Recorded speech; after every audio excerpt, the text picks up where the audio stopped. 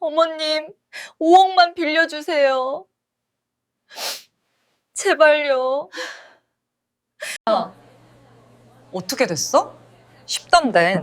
울면서 빌었더니 5억 들어왔지.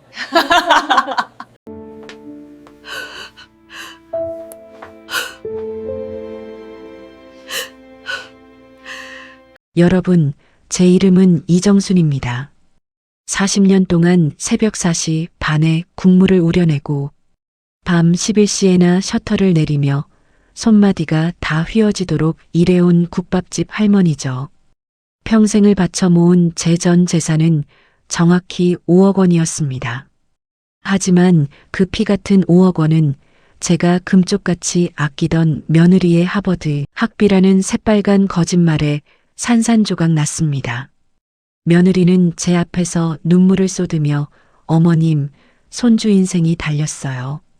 5억만 있으면 우리 집안에 박사가 나와요. 라며 저를 기만했습니다.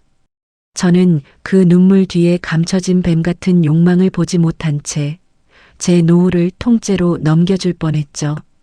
하지만 하늘이 도운 걸까요? 석 달 뒤 제 눈에 들어온 건 미국 하버드 교정이 아닌 국내 대학 신입생 환영회에서 술잔을 기울이는 손주의 사진이었습니다. 그리고 그 옆에서 1,500만 원짜리 명품 시계를 차고 우아하게 웃고 있는 제 며느리의 모습이었죠.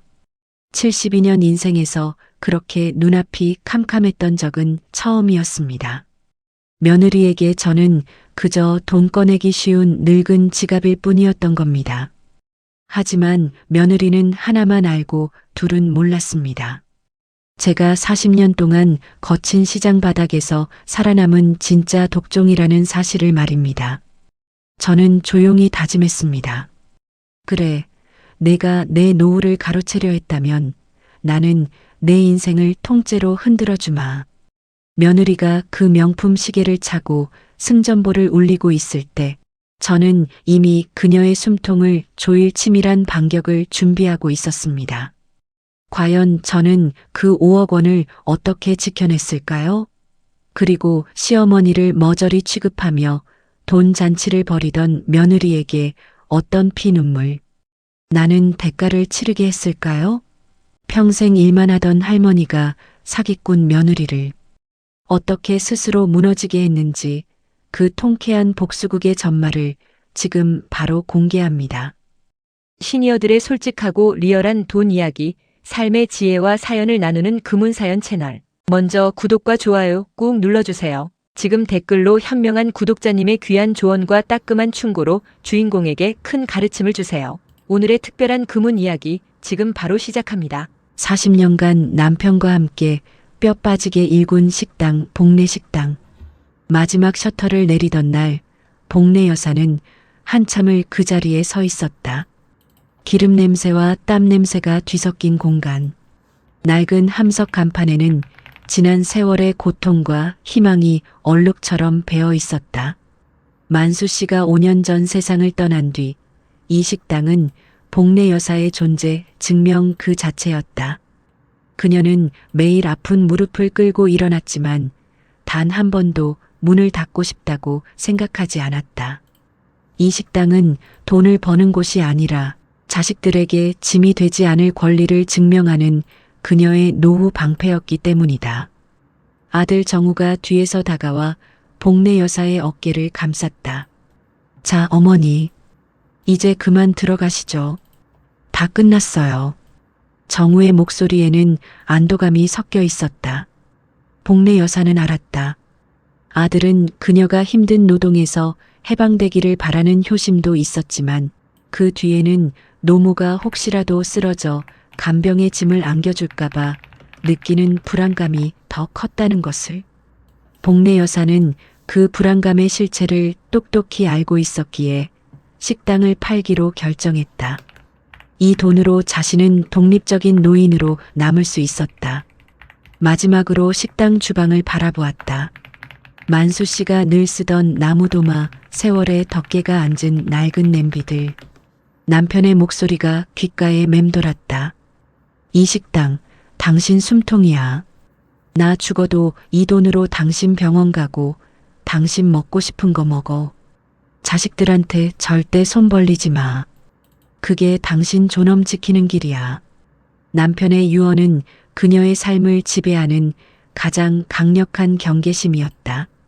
며칠 뒤 부동산에서 모든 서류 정리를 마치고 식당 처분액과 그동안 모아둔 퇴직금 그리고 이자까지 합산한 5억 원이 복례 여사의 통장에 입금되었다. 은행에서 정리한 통장 내역서에는 붉은색 글씨로 5억이라고 선명하게 찍혀 있었다. 복례 여사는 그 숫자를 마치 처음 보는 외계어처럼 응시했다. 이 5억 원은 부의 상징이 아니었다. 이 돈은 복례 여사의 노년이 가진 3가지 자유였다. 첫째, 병원에 갈 자유였다. 더 이상 아픈 무릎과 고질적인 허리 통증을 참고 파스만 붙일 필요가 없었다. 비싼 MRI를 찍든 몇 주 입원해서 재활치료를 받든 아들, 며느리에게 미안하다는 말과 함께 돈을 빌릴 필요가 없었다. 스스로의 고통을 스스로 해결할 수 있는 가장 기본적인 인간의 권리였다. 둘째, 자식 눈치를 보지 않을 권리였다. 이 돈이 있기 때문에 매달 푼돈을 받으려 아들 내외의 눈치를 살필 필요가 없었다. 명절에 어머니, 봉투예요라는 생색을 기다릴 필요도 없었다. 5억 원은 그녀가 자립적인 노년으로 남을 수 있는 가장 확실한 증거였다. 셋째, 노후의 존엄이었다. 늙어서 돈이 없으면 세상은 그를 불쌍한 사람으로 규정한다. 아무리 지혜롭고 정이 많은 사람이라도 돈이 없으면 그의 이야기는 힘을 잃는다. 5억 원은 세상의 무시로부터 복례 여사를 지켜줄 마지막 방패였다. 남편 만수 씨는 노년의 돈은 욕심이 아니라 존엄을 지키는 방패라고 누누이 강조했다. 복례 여사는 그 방패를 금고 깊숙한 곳에 넣어두고 그 존재를 비밀로 했다. 특히 아들 내외에게는 식당을 정리하고 복례 여사는 처음으로 자신만을 위한 시간을 갖게 되었다. 아침에 늦잠을 자고 친구 순자 씨와 함께 공원에 나가 햇볕을 쬐고 시립 도서관에서 책을 읽었다. 40년간 잊고 살았던 사소한 일상의 기쁨이었다. 그 평화로운 시간 속에서도 그녀는 5억 원을 지키기 위한 시뮬레이션을 멈추지 않았다. 이 돈으로 작은 오피스텔을 얻고 이자만 받아서 조용히 살아야지. 절대 원금을 건드리면 안 돼. 만수 씨와의 약속이야. 그러나 복례 여사에게는 한 가지 맹점이 있었다. 바로 가족에 대한 무한한 믿음이었다. 세상이 험해도 자식들은 설마 자신을 배신하지 않을 것이라는 순진한 믿음. 그녀는 5억 원이 외부의 위험으로부터 그녀를 지켜줄 것이라 생각했지만 가장 가까운 곳의 위협에 대해서는 철저히 무방비 상태였다. 그녀의 머릿속에는 오직 만수 씨의 유언만이 맴돌았다. 이 돈은 당신 숨통이야. 그리고 그녀는 그 숨통을 지키기 위한 경계심을 가족 이외의 사람에게만 향하고 있었다. 그녀는 매일 아침 통장의 잔액을 확인했다. 숫자가 변하지 않는 것을 확인하는 것이 그녀의 하루 일과였다. 그 5억이라는 숫자가 그녀에게 주는 안도감은 세상의 모든 위로보다 강력했다. 그녀는 그 돈으로 자식에게 의지하지 않고 자신만의 왕국을 건설했다고 믿었다. 이제 그녀는 노년의 자유를 만끽할 수 있을 거라고, 영원히 행복할 거라고 믿어 의심치 않았다. 하지만 그 행복한 망상은 통장에 돈이 들어온 지 채 한 달도 되지 않아 가장 가까운 며느리의 그림자 속에서 서서히 무너져 내리기 시작했다. 그녀의 노년의 존엄을 향한 첫 번째 공격이 아주 은밀하고도 치밀하게 시작되고 있었던 것이다. 복례 여사는 아직 알지 못했다. 그녀가 지켜야 할 돈이 단순한 액수가 아니라 그녀의 남은 생 전체라는 것을. 이 돈을 잃으면 그녀는 모든 것을 잃게 될 터였다. 그녀의 평화는 5억 원의 무게만큼이나 무겁고 위험한 폭풍전의 고요함이었다. 식당을 정리하고 5억 원을 손에 쥔 뒤 찾아온 복례 여사의 일상은 완벽한 평화처럼 보였다. 아침 7시에 눈을 떠도 오늘은 빨리 문을 열어야 한다는 강박이 없었고 무릎을 짓누르던 고통 대신 가벼운 산책의 즐거움이 있었다. 그러나 그 평화는 그리 오래가지 못했다. 정확히 식당이 완전히 정리되고 며느리 김민지에게 복례 여사의 통장에 상당한 돈이 들어왔다는 소식이 전해진 직후였다. 며느리 민지는 평소 시어머니에게 살갑거나 다정한 성격이 아니었다. 명절이나 생신 외에는 안부 전화도 드물었고 시댁의 대소사에도 의무적으로 참여하는 공식적인 며느리였다. 그런데 어느 날부터인가 그 태도가 180도 변하기 시작했다. 첫 번째 변화는 연락의 빈도였다. 어머니, 혹시 오늘 뭐 하세요? 제가 반찬 좀 해드릴까요? 복례 여사는 처음에는 놀랐다. 민지가 먼저 전화를 걸어 반찬을 해주겠다고 나서는 것은 결혼 20년 만에 처음 있는 일이었다. 아니, 됐다. 네가 바쁜데. 뭘? 복례 여사가 사양하자 민지는 오히려 목소리를 높였다. 바쁘긴요. 어머니 힘드신데 제가 당연히 해야죠. 어머니, 저희 집 와서 편하게 쉬세요. 제가 점심 챙겨드릴게요. 그 과도한 다정함이 복례 여사의 마음 한쪽을 불편하게 만들었다. 사람이 이렇게까지 변할 수 있나 복례 여사는 혼잣말하며 며느리의 갑작스러운 호의를 경계했다. 며느리의 방문은 그 후로 일주일에 2~3번으로 늘어났다. 민지는 올 때마다 빈손으로 오는 법이 없었다. 시어머니가 좋아하는 찰떡이나 비싼 한우가 담긴 포장 상자를 들고 왔다. 어머니, 이제 식당 문 닫으셨으니까 몸보신 하셔야죠. 민지는 복례 여사의 무릎을 주무르며 안마를 해주는가 하면 밤늦게까지 거실 소파에 앉아 시어머니의 이야기에 귀 기울였다. 어머니, 제가 그동안 너무 무심했어요. 이제라도 어머니 좀 모시려고요. 어머니가 제 친정 엄마 같으세요. 노년을 노리는 접근은 처음부터 돈 이야기를 꺼내지 않는다. 민지는 철저하게 정서적 침투 전략을 사용했다. 40년간 식당 일에 지쳐 외로웠던 복례 여사의 마음의 문을 두드리는데 집중했다. 어머니라는 호칭은 이전보다 훨씬 부드럽고 길게 발음되었으며 그녀의 손길은 이전에는 느낄 수 없었던 따뜻함과 살가움으로 가득 차 있었다. 그녀의 행동은 완벽한 효녀 며느리 코스프레였다. 복례 여사는 처음에는 의심했지만 시간이 지나면서 점차 마음이 흔들렸다. 아니야, 내가 너무 각박하게 생각하는 건가? 늙어서 돈 지키려다가 며느리 정까지 잃으면 안 되지. 노년에게 가장 필요한 것은 돈이 아니라 따뜻한 정이었다. 며느리는 정확히 그 약점을 공략하고 있었다. 민지가 방문할 때마다 복례 여사의 건강을 묻는 방식도 매우 섬세해졌다. 어머니, 혹시 그 무릎은 어디서 치료받으셨어요? 제가 아는 병원장님이 계신데.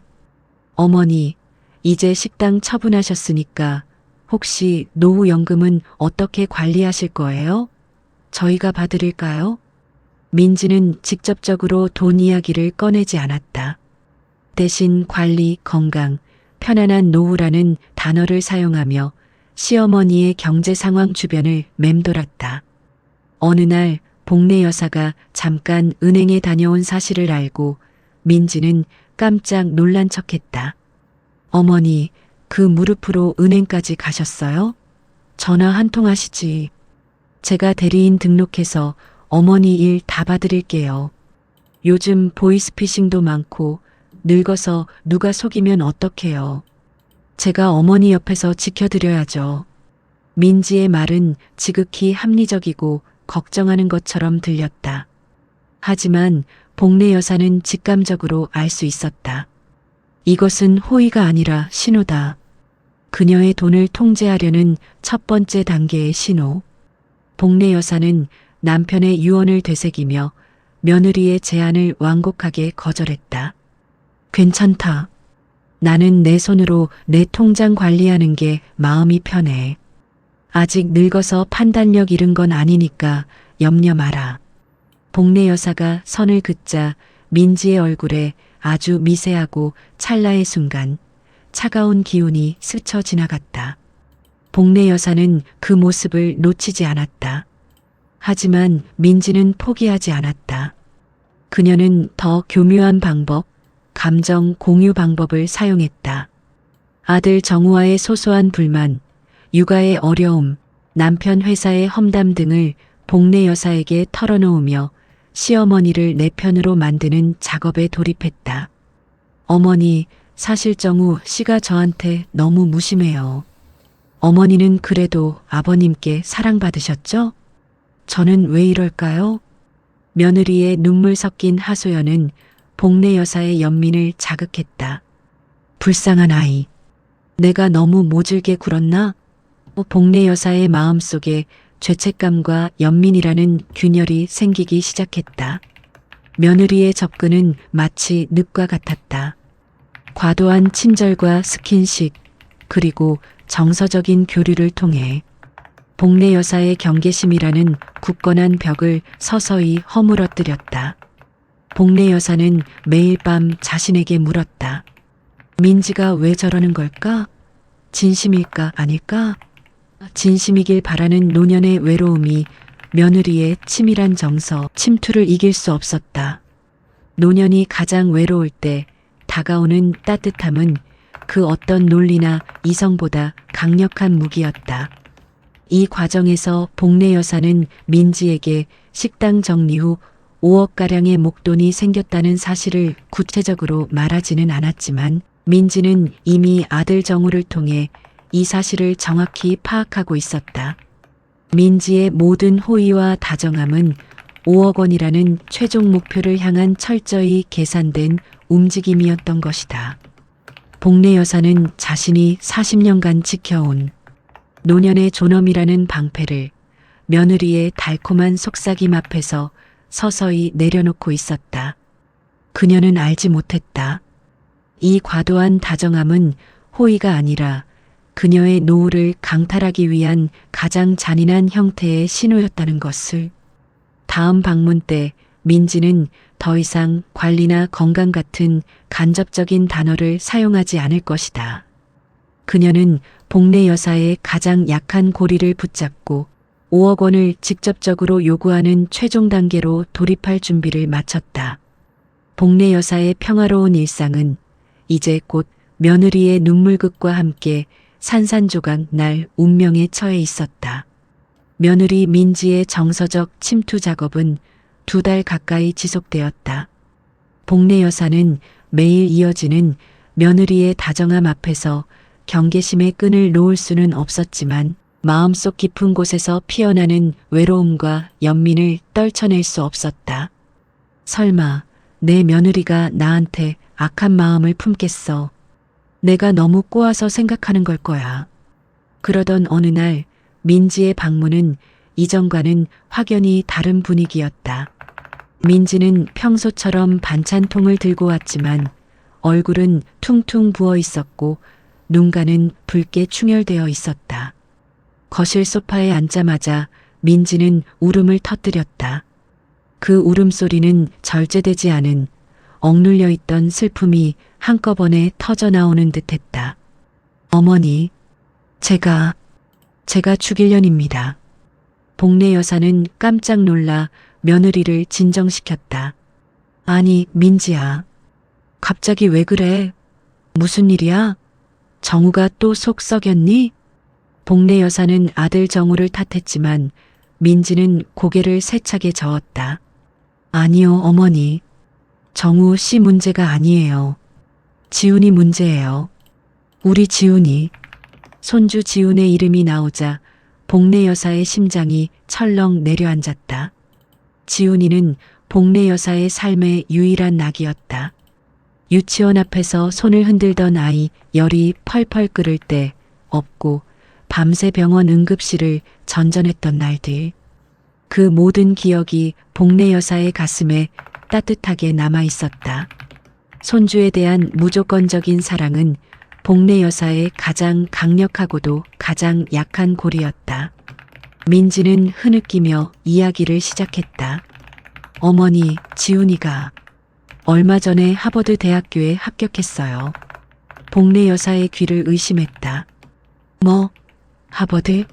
지훈이가? 아이고 세상에. 경사가 아닐 수 없었다. 며느리의 눈물을 보았음에도 복례 여사의 얼굴에는 일순 기쁨이 떠올랐다. 만수 씨에게 달려가 알리고 싶은 소식이었다. 하지만 민지는 고개를 숙이며 슬픔을 이어갔다. 네, 합격은 했는데 유학 자금 부족해요. 집을 담보로 대출받을 수 있는 건 이미 다 받았고 남편 회사 사정은 아시다시피 어렵고 저희가 가진 현금으로는 도저히 안 돼요. 민지는 복례 여사를 똑바로 쳐다보며 눈물을 쏟아냈다. 어머니, 저희 부부가 밤낮 없이 뛰었지만 1년만 해도 순수 학비와 기숙사비만 1억이 넘어요. 생활비까지 하면 2억은 드는데 졸업까지 하면 5억은 필요해요. 5억의 벽은 넘을 수가 없어요.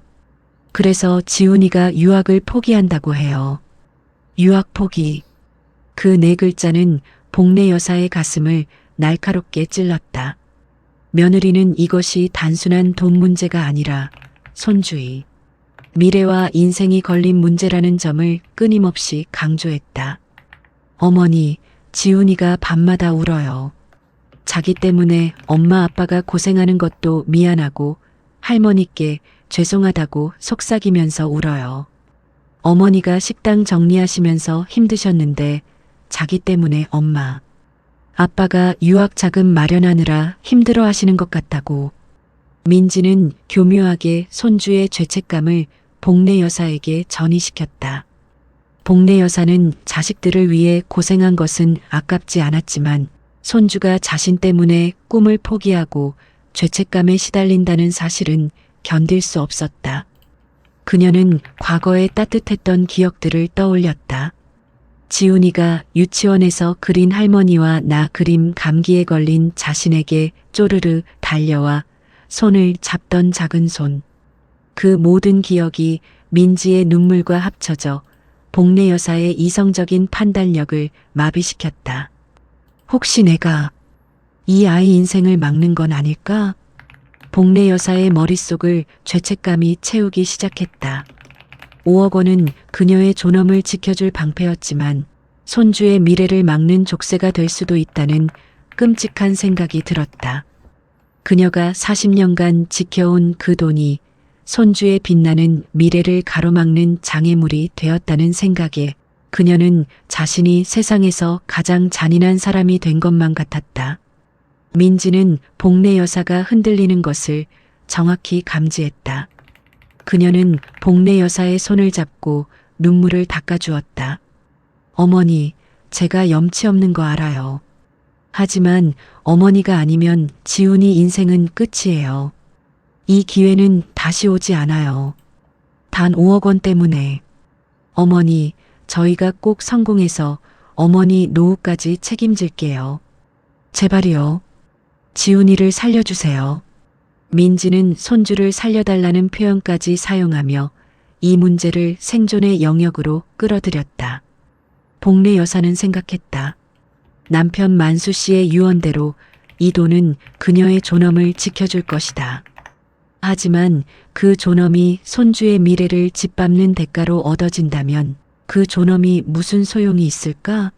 그녀는 며느리의 말이 감정 조작일 수 있다는 일말의 의심을 품었지만 손주의 눈물이라는 치트키 앞에서는 그 모든 경계심이 무너져 내렸다. 며느리가 떠난 뒤 복례 여사는 밤새 잠을 이루지 못했다. 그녀는 5억 원이 찍힌 통장을 금고에서 꺼내어 들고 한참을 바라보았다. 이 돈은 단순한 액수가 아니라 그녀의 땀과 눈물로 빚어진 생명의 줄이었다. 하지만 만약 이 돈을 지키려다 손주의 하버드 유학을 막는다면 그녀는 평생 그 죄책감 속에서 살아야 할 터였다. 결국 죄책감은 노년의 판단력을 가장 빠르게 무너뜨리는 무기였다. 며느리 민지는 손주를 보호 대상이 아닌 시어머니의 감정을 압박하는 가장 효과적인 수단으로 사용하고 있었다. 복례 여사는 손주가 나 때문에 운다는 그 한마디 앞에서 40년간 지켜온 5억 원의 방패를 내려놓기로 마음먹었다. 그녀의 노년의 존엄은 손주를 향한 무조건적인 사랑이라는 감정 앞에서 처참하게 패배하고 말았다.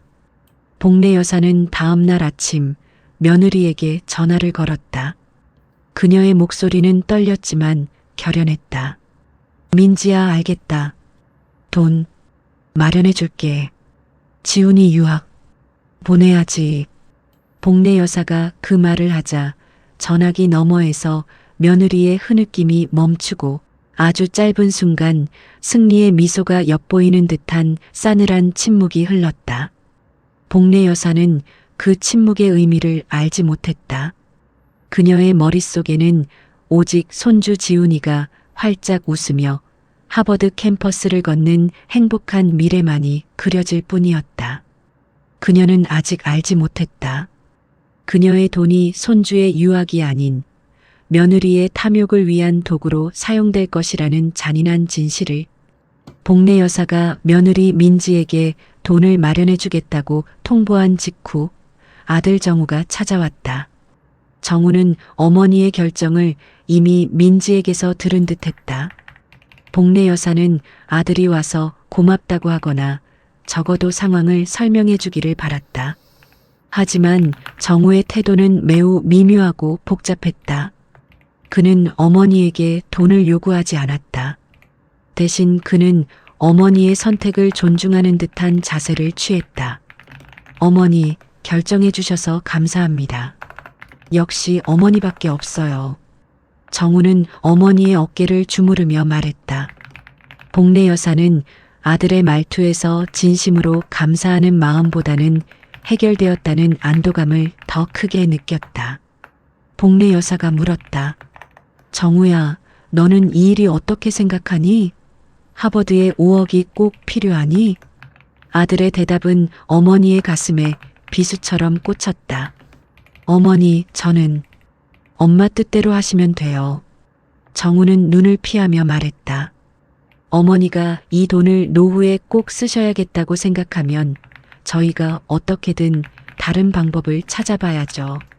하지만 어머니께서 지훈이 미래를 위해 기꺼이 내주신다고 하시면 저희는 감사하게 받을 수밖에 없고요.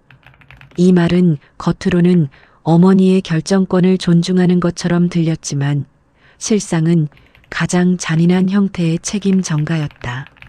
만약 복례 여사가 돈을 주지 않는다면 그녀는 손주 유학을 막은 비정한 할머니이자 자식에게 인색한 노인이 되는 모든 비난과 죄책감을 홀로 감당해야 했다. 아들은 이 책임을 회피하고 모든 부담을 어머니에게 넘겨버렸다. 엄마가 현명하시잖아. 어머니 뜻대로만 하시면 돼요. 아들의 입에서 나온 현명한 엄마라는 단어는 복례 여사에게 족쇄가 되었다. 현명하다는 것은 곧 가족을 위해 희생하고 큰 결정을 내릴 줄 아는 사람을 의미했다.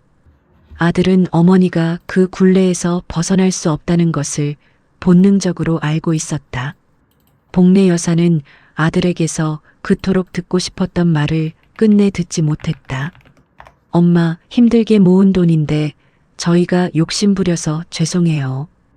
혹은 엄마, 저희가 이 돈 꼭 갚을게요. 같은 말들이었다. 하지만 정우는 그저 어머니의 현명한 판단에 모든 것을 맡기고 뒷짐을 지고 있었다. 복례 여사는 문득 아들의 눈빛에서 민지와 똑같은 차분한 이기심을 발견했다. 아들은 며느리의 거짓말에 완전히 동조하고 있거나 혹은 진실을 알고 있으면서도 가정의 평화라는 명분 아래 침묵을 지키고 있는 중이었다. 복례 여사가 조심스럽게 물었다. 정우야, 너는 정말 민지가 하버드 때문에 온다고 생각하니? 그 돈이 전부 유학 가는데 쓰일 것 같니? 정우는 어머니의 눈을 쳐다보았다. 그의 얼굴에는 순간적으로 당황한 기색이 스쳤지만 이내 평정을 되찾았다. 어머니, 민지가 좀 감정적이라 그렇지. 저희가 지훈이 문제로 거짓말을 할 리가 있겠어요. 설마요. 민지가 저한테도 유학 서류 다 보여줬어요. 그리고 가정은 지켜야죠, 어머니. 민지가 얼마나 힘들어하는지 아세요? 어머니까지 이러시면. 아들은 결국 어머니를 가정의 불화를 조장하는 사람으로 몰아가는 듯한 뉘앙스를 풍겼다. 복례 여사는 깨달았다. 아들에게 5억 원은 어머니의 노후 존엄이 아니라 자신의 가정을 유지하고 아내를 만족시킬 수 있는 수단일 뿐이라는 것을. 아들은 어머니에게서 받은 돈으로 아내에게 생색을 내고 자신은 효자와 현명한 남편이라는 두 마리 토끼를 잡으려 했다. 복례 여사의 마음속에는 깊은 자책감이 밀려왔다. 아들을 잘못 키운 건 나인가? 그녀는 40년간 식당 일에만 매달려 아들에게 충분한 사랑과 도덕 교육을 베풀지 못했다는 죄책감에 시달렸다. 그녀가 지금 겪는 배신감은 결국 자신이 젊은 시절 엄마로서의 역할을 소홀히 한 것에 대한 대가처럼 느껴졌다. 이 죄책감은 아들의 이기적인 행동에 맞서 싸워야 할 복례 여사의 정의감을 무디게 만들었다. 정우는 어머니가 침묵하는 것을 보고 자신의 압박이 성공했다고 판단했다. 그는 마지막으로 어머니의 결정에 쐐기를 박았다. 어머니, 저는 어머니가 저희를 도와주시는 결정을 내리셨다는 사실에 감사해요. 저희 부부 열심히 살아서 나중에 어머니께 몇 배로 돌려드릴게요. 어머니는 이제 마음 편히 쉬세요. 저희 가정 문제에 더 이상 신경 쓰실 필요 없으세요. 더 이상 신경 쓰실 필요 없으세요. 이 말은 곧 5억을 주셨으니 이제 우리의 삶에서 빠지세요라는 통보와 같았다. 복례 여사는 5억 원을 내어주면서 동시에 아들 내외와의 관계라는 이름의 마지막 끝마저 잘려나가는 것을 느꼈다. 아들은 어머니의 돈을 원했지만 어머니의 간섭이나 노후 계획은 원하지 않았다.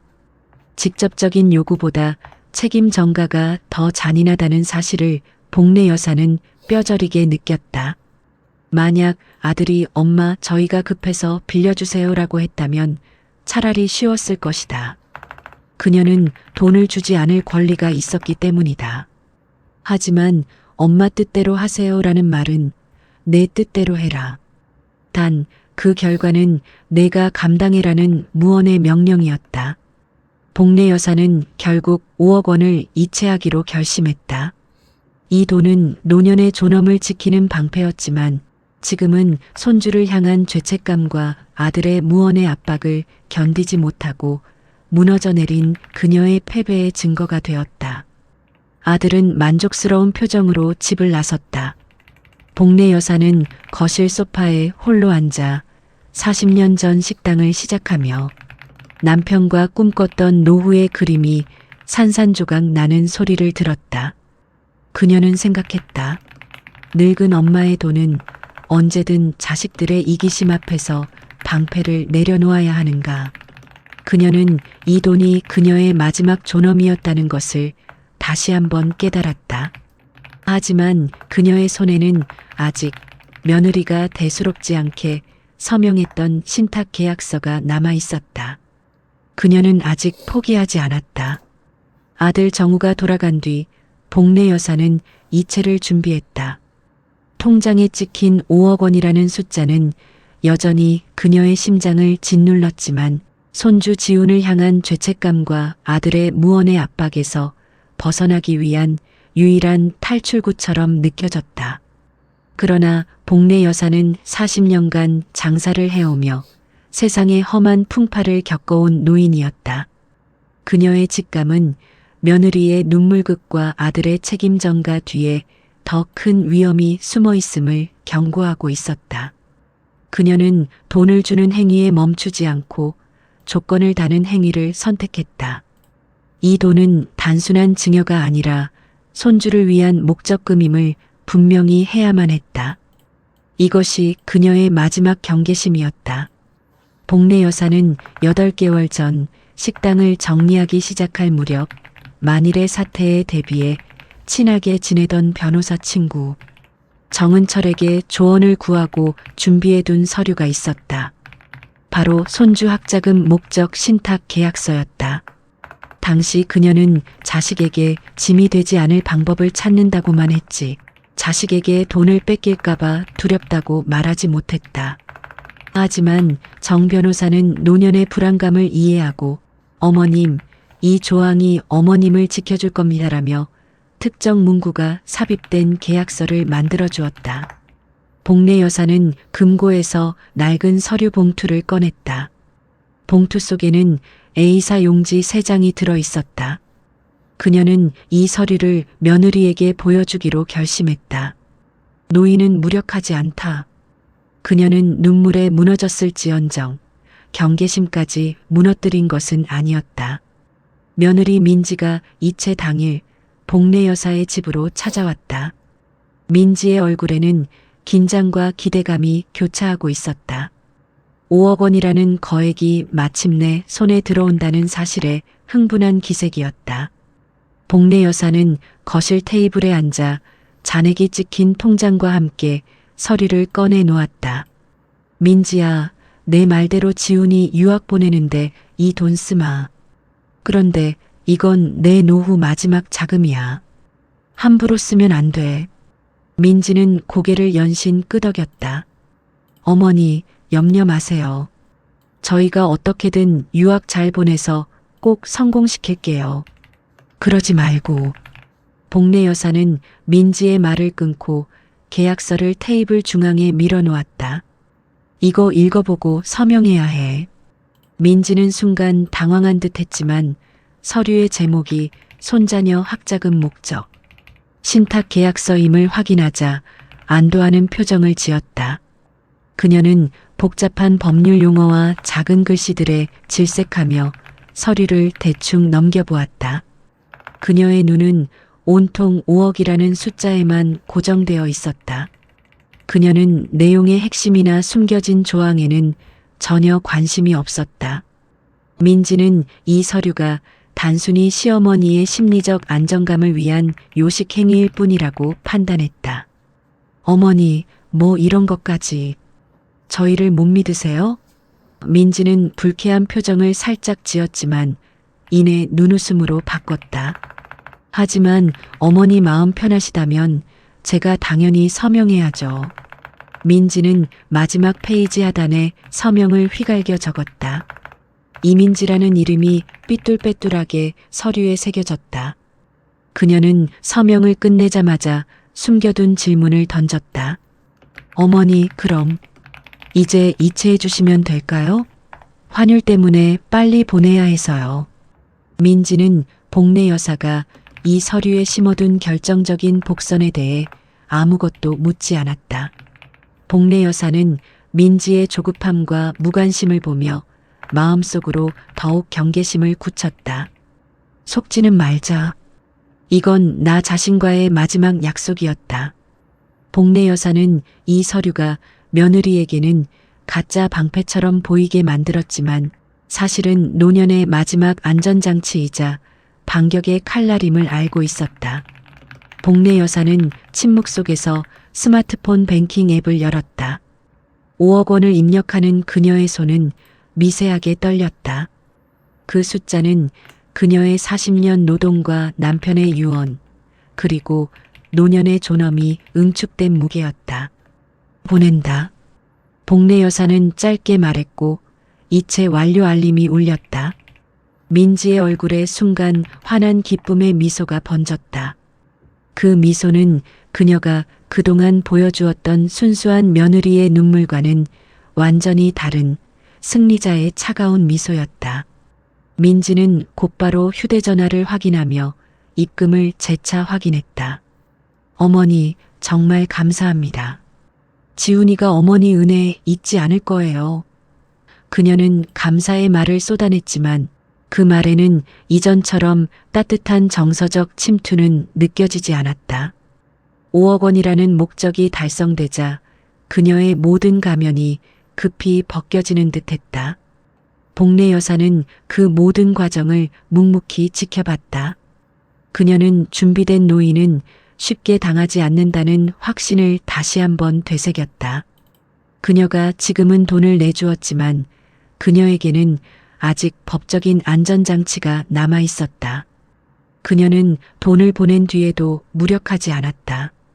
며느리는 서둘러 자리를 떴다. 어머니, 제가 바빠서 오늘은 이만 가봐야 할 것 같아요. 다음에 뵐게요. 그녀는 이전처럼 어머니의 무릎을 주무르거나 늦게까지 앉아 하소연을 하는 대신 급히 현관문으로 향했다. 복례 여사는 며느리의 뒷모습을 바라보며 깊은 한숨을 내쉬었다. 그녀는 방금 노년의 방패를 내주었지만 그 방패 뒤에 더 날카로운 칼을 숨겨두었다는 사실에 일말의 위안을 얻었다. 복례 여사는 민지가 서명한 계약서를 다시 한번 들여다봤다. 그 작은 글씨가 그녀의 남은 삶의 희망이었다. 그녀는 아직 알지 못했다. 이 계약서가 그녀의 존엄을 되찾아줄 게임 체인저가 될 것이라는 것을. 그녀는 이 계약서가 없었다면 이 돈을 영원히 되찾을 수 없었을 것이라는 무서운 현실도 알지 못했다. 이 계약서는 며느리의 탐욕을 심판할 침묵의 증거였다. 그날 밤 복례 여사는 이체된 잔액이 찍힌 통장을 바라보았다. 5억 원이 빠져나간 자리는 공허했다. 하지만 그녀는 완전히 무너지지 않았다. 그녀에게는 40년간 장사를 하며 키운 현명함과 경계심, 그리고 민지가 무시했던 계약서라는 마지막 방어선이 있었기 때문이었다. 그녀의 노년의 싸움은 이제부터 시작이었다. 5억 원을 이체한 뒤 복례 여사는 알 수 없는 공허함과 함께 일종의 해방감을 느꼈다. 손주를 위한 큰일을 해냈다는 뿌듯함과 아들의 무언의 압박에서 벗어났다는 안도감이었다. 그녀는 며느리가 곧바로 연락해서 감사 인사를 할 것이라고 생각했다. 어쩌면 손주 지훈이가 할머니께 고맙다는 전화를 해올지도 모른다고 기대했다. 하지만 이체 당일 저녁 그리고 다음 날 아침까지 전화는 오지 않았다. 복례 여사는 생각했다. 바쁘겠지. 유학 준비하느라 정신없을 거야. 5억이나 되는 큰돈이 생겼는데 얼마나 할 일이 많겠어. 그녀는 스스로에게 끊임없이 이유를 대며 며느리를 이해하려 노력했다. 일주일이 지났다. 평소에는 하루가 멀다 하고 찾아와 반찬을 해주고 어깨를 주물러주던 며느리 민지는 완벽하게 자취를 감췄다. 복례 여사가 먼저 전화를 걸어보았다. 뚜루루, 뚜루루. 전화는 연결되었지만 민지는 받지 않았다. 복례 여사는 문자를 남겼다. 민지야, 유학 준비는 잘 돼가니? 몸은 힘들지 않고? 다음에 반찬이나 같이 만들자. 답장은 오지 않았다. 몇 시간이 지나서야 문자가 읽음으로 바뀌는 것을 복례 여사는 확인했다. 하지만 그것이 전부였다. 익십. 복례 여사의 가슴에 차가운 기운이 스며들기 시작했다. 돈을 보낸 뒤 가장 먼저 사라진 것은 며느리의 다정함이었다. 그녀의 헌신적인 태도와 살가웠던 어머니라는 호칭은 5억 원이라는 목적이 달성되자마자 온데간데 없이 증발했다. 복례 여사는 아들 정우에게 전화를 걸었다. 아들 역시 전화를 받지 않았다. 복례 여사는 불안한 마음에 아들에게도 문자를 보냈다. 아들 정우는 몇 시간 뒤 아주 짧은 문자 메시지를 보내왔다. 엄마, 저 바빠요. 지훈이 서류 때문에요. 다음에 전화드릴게요. 그 문자는 복례 여사의 전화를 피하기 위한 변명처럼 느껴졌다. 일주일 전 그녀에게 현명한 엄마라고 치켜세우며 책임감을 전가하던 아들의 모습은 온데간데 없었다. 복례 여사는 깨달았다. 아들은 어머니의 돈을 원했을 뿐 어머니와의 관계는 원하지 않았다는 것을. 그녀의 집에는 다시 고독이 찾아왔다. 며느리가 오기 전의 고독은 단순한 외로움이었지만 지금의 고독은 배신감과 함께 찾아온 극심한 고립감이었다. 그녀는 며느리의 다정함이 돈을 위한 연기였음을 확신하게 되었다. 그 연기가 너무나도 완벽했기에 그녀는 자신이 인간적으로 농락당했다는 치욕감에 시달렸다. 한 달이 지났다. 복례 여사는 매일 아침 휴대전화를 확인했지만 아들 내외에게서는 아무런 연락이 없었다. 그녀는 결국 친구 순자 씨에게 하소연을 시작했다. 순자야, 걔들이 나한테 어떻게 이럴 수 있니? 5억 원을 줬는데 고맙다는 말 한마디를 안 해. 내가 전화하면 피하고 문자하면 익십하고 이게 말이 되니? 순자 씨는 복례 여사의 손을 잡으며 위로했지만 그녀의 눈빛에는 의심과 걱정이 섞여 있었다. 복례야, 너 혹시 돈 떼인 거 아니니? 유학이 진짜인 거니? 복례 여사는 민지가 보여줬던 눈물과 아들의 책임 전가까지 떠올리며 순자 씨의 의심을 애써 부인했다. 아니야, 설마. 지훈이 일인데. 유학 서류도 다 봤는데. 하지만 그녀의 목소리에는 이미 확신이 사라져 있었다. 그녀의 일상은 완전히 무너졌다. 5억 원을 지킬 때는 존엄이라는 방패를 굳게 잡고 있었지만 돈을 잃고 나니 그녀를 지탱하던 삶의 의미까지 사라진 듯했다. 아침에 일어나도 산책을 나갈 기운이 없었다. 그녀는 거실 소파에 앉아 텔레비전을 켰지만 내용이 머리에 들어오지 않았다. 그녀를 괴롭힌 것은 5억 원이라는 액수가 아니라 자식들에게 인간적인 대접을 받지 못하고 버려졌다는 극심한 고독과 배신감이었다. 명절이 2번 지났다. 추석과 설날. 아들 내외는 2명절 모두 시골 친척 핑계를 대며 복례 여사의 집을 찾아오지 않았다. 예전에는 식당 일로 바빠서 명절이 오히려 외로웠지만 지금은 달랐다. 그녀는 이제 식당 일도 없고 무릎도 덜 아픈데 아들 내외는 그녀를 짐처럼 피하고 있었다. 복례 여사는 혼자 텅 빈 집에서 명절을 보냈다. 며느리가 가져다 주던 반찬 대신 슈퍼에서 사온 마른 전과 식은 떡국을 먹었다. 복례 여사는 그제야 뼈저리게 깨달았다. 노년의 고독은 주변에 사람이 없어서 생기는 것이 아니라 가장 가까운 사람에게 인간 취급을 받지 못할 때 극한에 이른다는 것을. 5억 원은 그녀의 노후를 지키는 방패였지만 며느리의 눈물 앞에서 무너진 그 돈은 그녀를 가장 비참하고 고독한 상태로 몰아넣었다. 그녀는 만수 씨의 영정 사진을 바라보며 속삭였다. 영감, 나 사람 취급 못 받고 있어. 당신이 그렇게 지키라고 했던 존엄, 나 이미 잃은 것 같아. 시간의 공백은 복례 여사의 고독을 증명했다. 일주일의 침묵은 바쁜 핑계였고 한 달의 침묵은 배신이었으며 2번의 명절 공백은 완벽한 절규를 의미했다. 며느리는 돈을 받은 뒤 시어머니와의 관계를 완전히 단절시켜버림으로써 복례 여사가 그 돈의 사용처를 추궁하거나 간섭할 여지를 원천 봉쇄했다. 복례 여사는 잠을 이루지 못하는 밤이 늘어났다. 그녀는 며느리의 차가운 눈빛, 아들의 무책임한 회피, 그리고 5억 원이 빠져나간 통장의 잔액을 번갈아 떠올렸다. 그녀는 이제 더 이상 손주 유학이라는 명분을 믿을 수 없었다. 그녀의 직감은 며느리가 5억 원을 다른 곳에 쓰고 있을 것이라는 섬뜩한 진실을 가리키고 있었다.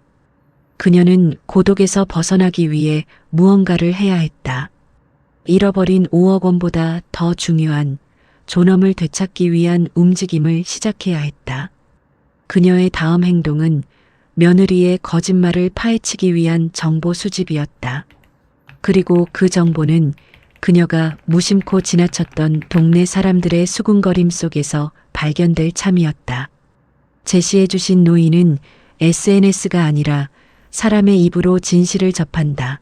설마는 가장 오래가는 착각이다라는 핵심 메시지를 중심으로 복례 여사가 소문을 통해 배신의 진실에 접근하는 과정을 치밀하게 묘사했습니다.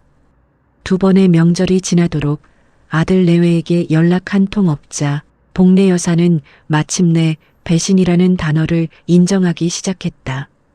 5억 원을 잃은 슬픔보다 가장 믿었던 가족에게 이용당하고 버려졌다는 치욕이 더 컸다. 그녀는 이제 더 이상 손주의 유학이라는 거짓말에 기대어 스스로를 위로하지 않았다. 이제 그녀에게 남은 유일한 목표는 진실이었다. 이 돈이 정말 손주의 하버드 학자금으로 쓰였는지 아니면 며느리의 사적인 탐욕을 채우는데 사용되었는지 확인해야 했다. 복례 여사는 아들 내외에게 직접적으로 연락을 취할 수는 없었다. 그들이 자신을 피하고 있다는 것을 알았고 그들에게 추궁할 경우 오히려 어머니가 노망났다는 비난만 돌아올 터였다. 복례 여사는 노인은 SNS가 아니라 사람의 입으로 진실을 접한다는 삶의 지혜를 따랐다. 그녀는 다시 동네 친구들을 만나기 시작했다. 그녀의 주요 정보원은 오랜 친구이자 동네 반찬 가게 사장인 순자 씨였다. 어느 날 오후 순자 씨 가게에서 콩나물값 계산을 하고 있을 때 순자 씨가 조심스럽게 입을 열었다. 복례야, 너 요새 정훈의 소식 들었니? 너희 며느리 민지 요새 아주 팔자가 늘어졌더라. 복례 여사는 아무렇지 않은 척했지만 귀는 쫑긋 세웠다. 글쎄 바쁘대서 연락 못했지. 지훈이 유학 준비하느라 정신없을 거야. 순자 씨는 혀를 찼다. 유학? 예, 내가 들은 소식은 그게 아닌데. 뭐? 무슨 소리야? 순자 씨는 주변을 둘러보며 목소리를 낮췄다. 우리 동네 박씨 아줌마 알지? 그 아줌마가 어제 병원 대기실에서 정훈의 며느리를 봤대. 근데 팔에 걸친 가방이 보통이 아니었대. 가방? 복례 여사는 고개를 갸웃거렸다. 가방이 뭐? 아이고, 그게 명품 중에 명품이라더라. 무슨 프랑스 브랜드인데 가격이 1,500만 원이 넘는데. 박씨 아줌마 딸이 명품 매장에서 일하거든. 그 딸이 보자마자 엄마 저거 1,500만 원짜리야. 했다는 거 아니니? 1,500만 원. 그 숫자가 복례 여사의 머릿속에 돌덩이처럼 박혔다. 평생을 기름때 묻은 식당에서 살았던 그녀에게 1,500만 원짜리 가방은 상상조차 할 수 없는 금액이었다. 복례 여사는 자신도 모르게 손을 저었다. 아니야, 순자야. 설마 우리 민지가 그럴 리가 있니? 그거 가짜겠지. 그땐 설마 했습니다. 남의 말이니까요. 그녀는 그 소문이 사실일 리 없다고 스스로를 설득하려 했다. 설마라는 착각은 그녀를 가장 오래 지켜주던 환상의 방패였다. 하지만 며칠 뒤 그 소문은 더욱 구체화되어 복례 여사에게 돌아왔다.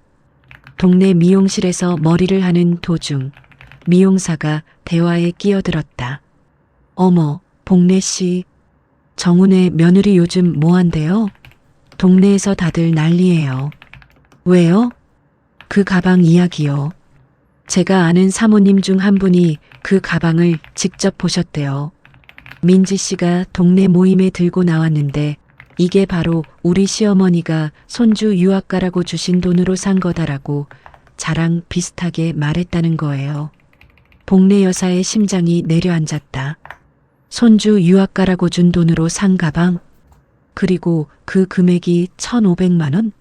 그녀는 손주 유학 자금을 대기 위해 40년 노동의 결실인 5억 원을 내주었는데 며느리는 그 돈의 일부로 자신의 사치를 채우고 있었다는 충격적인 사실.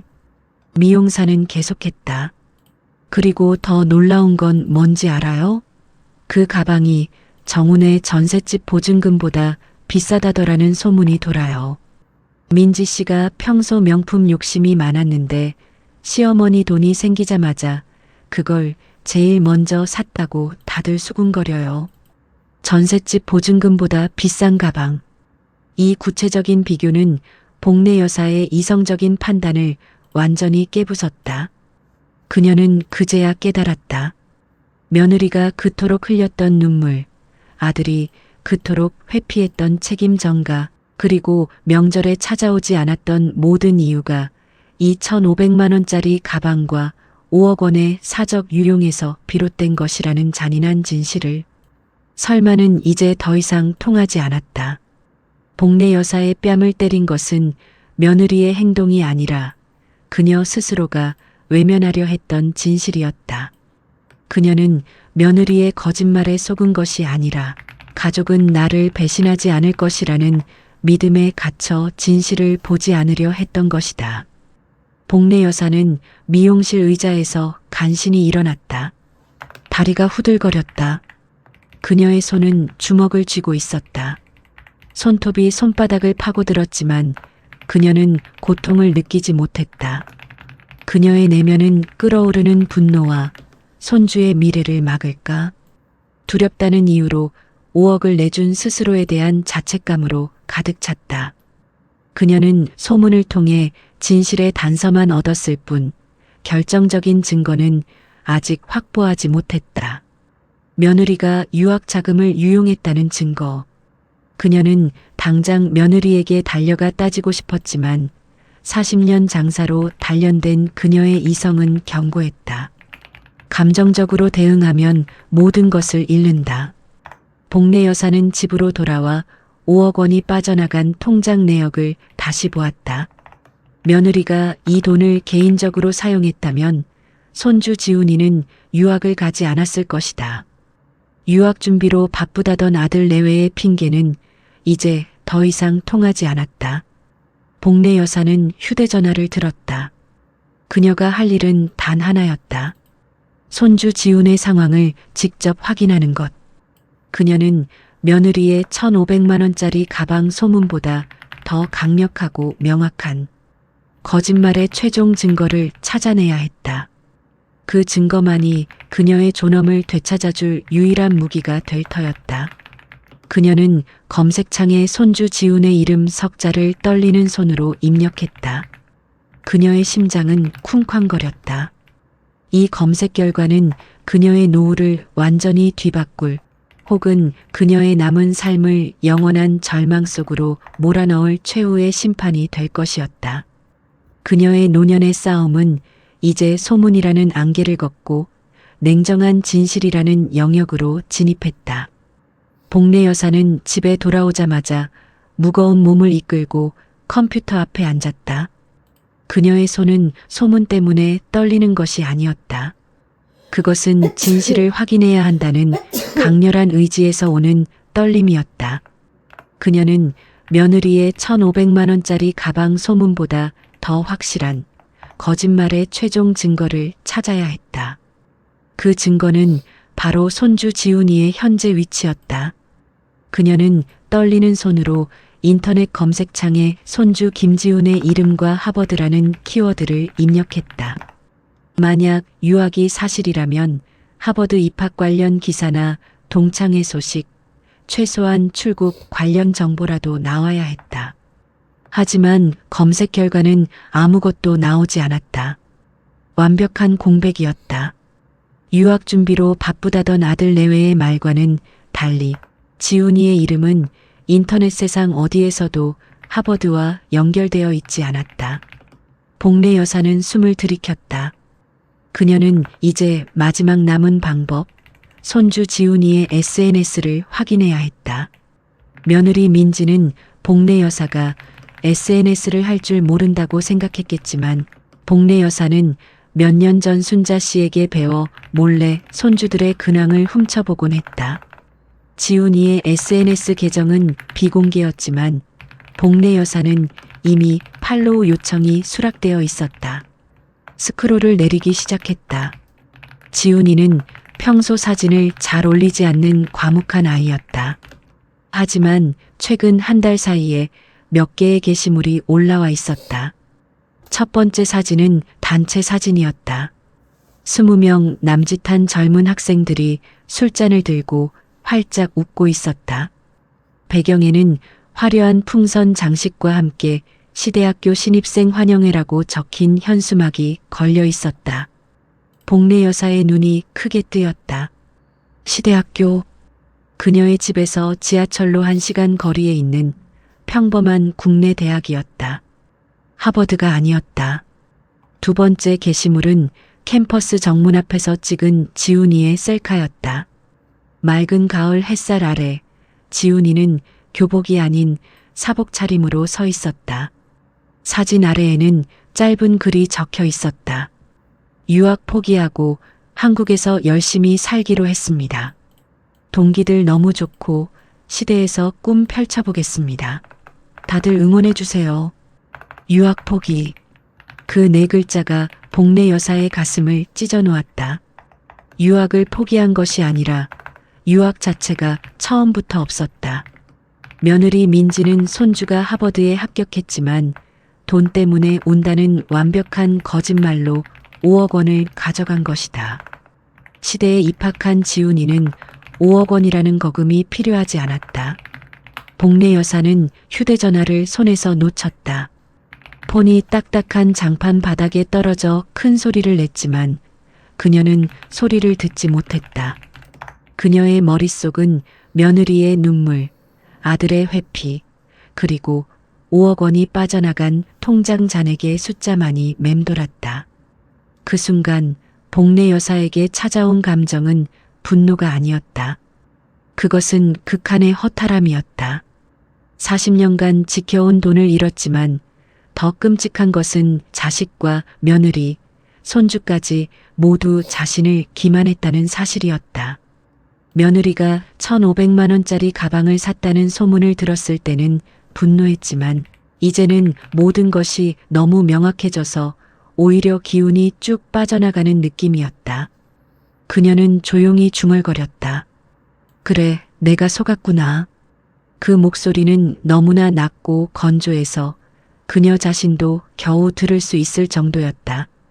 분노는 에너지를 필요로 하지만 허탈함은 모든 에너지를 앗아간다. 그녀는 자신이 5억 원이라는 돈 때문에 세상에서 가장 우스꽝스러운 노인이 되었다는 사실을 인정해야 했다. 지훈이의 사진을 다시 보았다. 지훈이는 며느리의 거짓말에 가담한 것일까? 아니면 이 모든 사실을 모르고 있는 것일까? 그녀는 손주에게마저 배신당했을지도 모른다는 의심에 가슴이 저릿했다. 배신의 순간 그녀는 만수 씨의 유언을 떠올렸다. 이 돈은 당신 숨통이야. 그녀는 숨통을 내어주었지만 그 대가로 얻은 것은 손주의 미래가 아닌 가족의 배신과 탐욕이었다. 그녀의 5억 원은 며느리의 사치를 채우고 아들의 무책임함을 덮어주는데 사용되었다. 복례 여사는 그 자리에서 한참을 움직이지 못했다. 40년간 쌓아 올린 노년의 방패가 며느리의 눈물극과 SNS에 올라온 사진. 한 장 앞에서 완전히 파괴되는 순간이었다. 거짓말은 결국 드러나게 되어 있었고 복례 여사는 그 진실의 잔인함 앞에서 무너져 내리고 있었다. 하지만 이 허탈함 속에서 복례 여사는 동시에 결의를 다졌다. 이제 모든 가정이 사라졌기 때문에 그녀는 더 이상 가족관계를 지켜야 한다는 부담감을 가질 필요가 없었다. 그녀는 이제 피해자로서 자신의 존엄과 돈을 되찾기 위한 공식적인 싸움을 시작할 수 있었다. 복례 여사는 떨리는 손으로 다시 휴대전화를 주워들었다. 그녀는 지훈이의 시대 신입생 환영회 사진과 유학 포기하고 한국에서 열심히 살기로 했습니다라는 글을 캡처했다. 이것이 바로 며느리의 목적 외 사용을 증명하는 결정적인 증거였다. 그녀는 이제 이 증거를 들고 가장 강경한 태도로 며느리를 대면해야 했다. 이 싸움은 단순히 5억 원을 되찾는 것을 넘어 노년의 존엄을 회복하고 자신을 기만한 가족들에게 정의를 실현하는 싸움이었다. 복례 여사는 다음 단계를 준비했다. 며느리 민지에게 직접 찾아가 그녀의 거짓말과 탐욕에 대해 책임을 물을 때였다. 손주 지훈의 SNS 캡처 사진은 복례 여사에게 분노를 넘어선 냉철한 결의를 안겨주었다.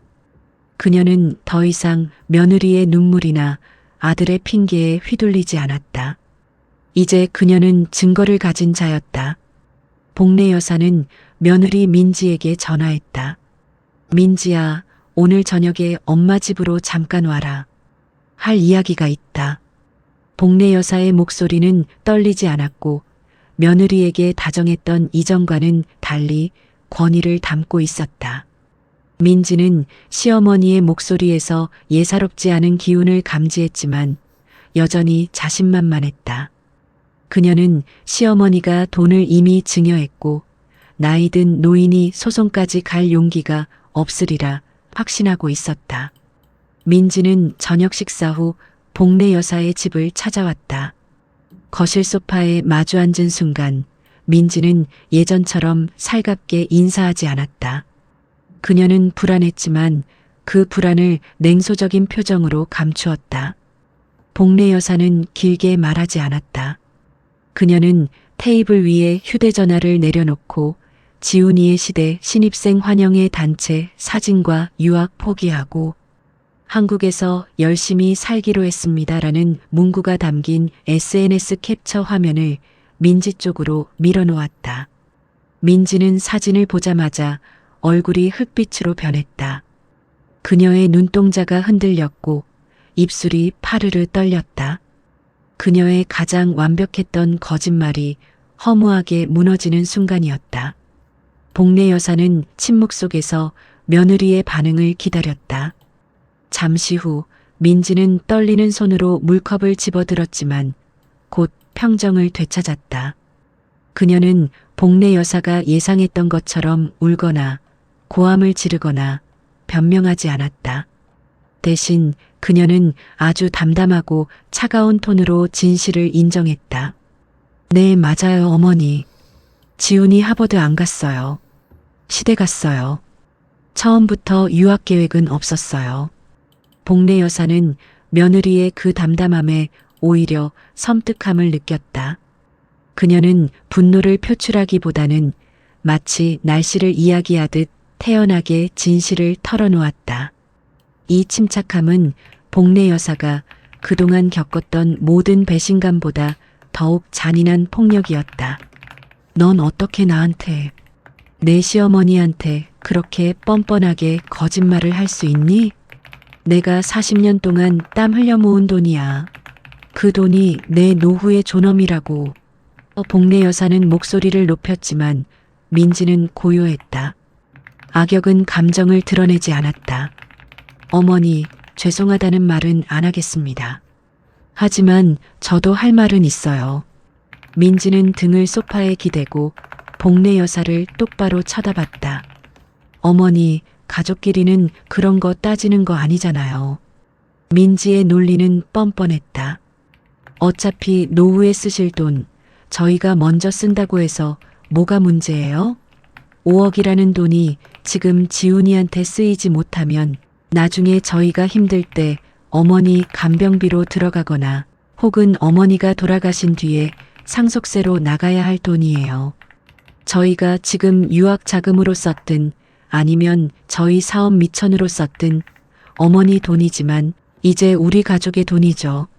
민지는 이어서 복례 여사의 죄책감을 자극했다. 어머니, 생각해 보세요. 어머니가 5억을 가지고 계시면 저희가 얼마나 마음이 불편했겠어요. 저희도 어머니 눈치를 봤다고요. 저희도 숨통이 막혔어요. 어머니가 저희한테 돈을 주심으로써 어머니는 노후에 저희에게 짐이 되지 않으셨다는 걸 증명하신 거예요. 저희는 이제 이 돈으로 더 열심히 살아서 어머니께 더 잘해드릴 거예요.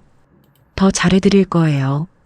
이 말은 곧 돈을 돌려줄 생각이 전혀 없다는 최후의 통보였다. 민지는 5억 원을 가져간 자신들이 피해자이며 오히려 시어머니에게서 돈을 받아냄으로써 가족관계를 재정립했다고 주장했다. 솔직히 말씀드릴게요, 어머니. 저희가 그 돈으로 이사도 하고 저도 이번에 명품 가방 하나 장만했어요. 어머니가 40년 동안 쥐고 계시던 돈이 이제는 저희 세대의 삶의 질을 높여주는 데 쓰이는 게 맞지 않나요? 민지의 뻔뻔함과 차가운 논리는 복례 여사의 분노를 극한으로 끌어올렸다. 복례 여사는 테이블을 내리쳤다. 이 악마 같은 년아, 그 돈이 내 존엄이야. 내가 늙어서 사람 취급받으려고 남겨둔 돈이라고. 너희는 내 존엄을 밟고 명품 가방을 샀어. 그게 바로 사기 아니니. 민지는 눈 하나 깜빡하지 않았다. 사기요? 어머니, 계약서 쓰셨잖아요. 증여하셨어요. 어머니가 저를 믿고 주셨던 거잖아요. 법적으로는 아무 문제 없어요. 어머니가 경찰에 신고하신다 해도 가족 간의 문제로 치부될 뿐입니다. 민지의 이 차가운 자신감은 복례 여사가 가진 법적 약점을 정확히 꿰뚫고 있었다. 그녀는 돈의 흐름만 보고 법의 차가운 현실을 방패 삼아 시어머니를 공격했다. 복례 여사는 아들이 이 거짓말에 동조하고 있다는 사실에 더 큰 고통을 느꼈다. 며느리는 자신이 가진 힘, 즉 아들과 법의 복잡성을 이용해 시어머니의 노후를 완전히 짓밟고 있었다. 복례 여사는 일어섰다. 이 자리에서는 감정 싸움만 커질 뿐 그녀에게 유리한 것은 아무것도 없었다. 담담함은 가장 잔인한 형태의 폭력이었고 그녀는 그 폭력 앞에서 잠시 물러서야 했다. 하지만 그녀의 손에는 아직 며느리가 무시했던 계약서 원본이 있었다. 복례 여사는 민지에게 단호하게 말했다. 민지야, 내 말이 맞다. 내가 너한테 속아서 이 돈을 준 건 분명해. 하지만 나는 너희가 모르는 것을 가지고 있다. 내가 이 돈을 목적 외로 사용한 증거가 내 손에 있어. 오늘 내 뻔뻔함에 내가 어떤 결정을 내릴지 기대해도 좋다. 복례 여사는 문을 열고 민지에게 나가라고 손짓했다. 민지는 시어머니의 마지막 경고에 잠시 당황했지만 곧 미소를 지었다. 그녀는 복례 여사의 경고를 늙은 노인의 마지막 발악 정도로 치부했다. 민지는 집을 나섰고 복례 여사는 문이 닫히자마자 등 뒤로 문에 기대어 주저앉았다. 분노와 허탈함이 뒤섞였다. 이 모든 비극에 아들 정우가 어떻게 개입했는지 확인해야 했다. 그녀의 다음 타겟은 아들이었다. 며느리 민지가 집을 나선 뒤 복례 여사는 바로 아들 정우에게 전화했다. 그녀의 목소리는 분노로 떨렸지만 며느리와의 대화에서 단련된 듯 차분함을 유지하려고 노력했다. 정우야, 너 지금 당장 엄마 집으로 와라. 할 이야기가 있다. 아들 정우는 어머니의 단호함에 당황했지만 며느리에게 상황을 전해 들은 터라 어느 정도 예상하고 있었다. 그는 30분 뒤에 어머니 집으로 왔다. 정우는 들어서자마자 민지처럼 당당하거나 뻔뻔하지는 않았다. 대신 피곤함과 불안함을 가장한 채 어머니를 대했다. 어머니, 민지한테 이야기 다 들었어요. 어머니가 흥분하신 것도 알겠고 돈 때문에 속상하신 것도 알겠어요. 하지만 이렇게까지 하셔야겠어요? 복례 여사는 아들에게 증거를 들이밀기 전에 물었다. 정우야, 너는 정말 지훈이가 하버드 간다고 믿었니? 내 아내 민지가 그 돈으로 명품 가방 사고 집 이사하는 데 쓸 거라는 거 정말 몰랐니? 정우는 눈을 피했다. 그는 어머니의 질문에 직설적으로 대답하지 않았다. 회피는 아들이 어머니를 공격하는 가장 교묘한 방법이었다. 엄마, 민지가 저한테도 속인 건 맞아요. 저도 당황했고 화도 났어요.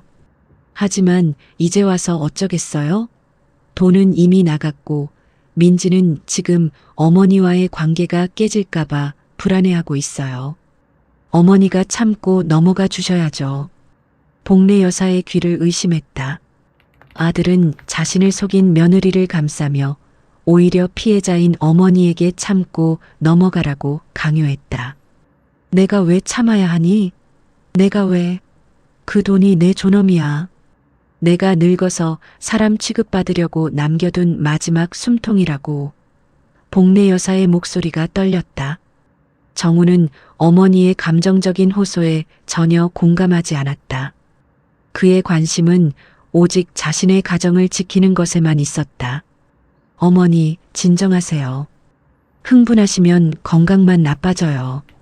그리고 솔직히 말씀드릴게요. 이 문제, 어머니가 너무 예민하게 구시는 거 아니에요? 예민하게 군다. 이 말은 복례 여사의 가슴에 비수처럼 꽂혔다. 아들은 어머니의 정당한 분노를 노인의 과민 반응으로 치부하며 문제의 본질을 왜곡했다. 아들은 며느리의 거짓말과 자신의 무책임이 문제였음에도 불구하고 모든 원인을 어머니의 예민함으로 돌렸다. 저는 그냥 저희 가정이 무너지는 게 싫어서 그래요. 민지가 저한테 이혼하자고 하면 어떡해요? 어머니가 지금 이 사단 만드는 거예요.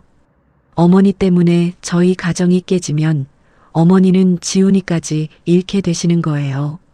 아들은 어머니를 가정 파괴자로 몰아갔다. 며느리 민지가 돈을 빼앗아 사치한 것이 아니라 어머니가 돈을 되찾으려고 싸우는 것이 가정을 망치는 행위라는 것이다. 이 순간 피해자는 완벽하게 가해자로 뒤바뀌었다. 복례 여사는 며느리에게 돈을 뺏긴 것보다 아들에게 너 때문에 가정이 망한다는 비난을 듣는 것이 더 고통스러웠다. 복례 여사는 아들에게 지훈이의 SNS 사진을 보여주었다. 이거 봐라. 지훈이 하버드 안 갔어. 국내 대학 갔어. 처음부터 모든 게 거짓말이었단 말이야. 너는 내 아내가 이 사실을 알면서도 돈을 요구했다는 걸 알면서도 이렇게 나한테 화를 내는 거니? 정우는 사진을 보았지만 놀라기보다 짜증을 냈다. 이젠 와서 이런 걸로 저한테 따지지 마세요. 이미 끝난 일이에요.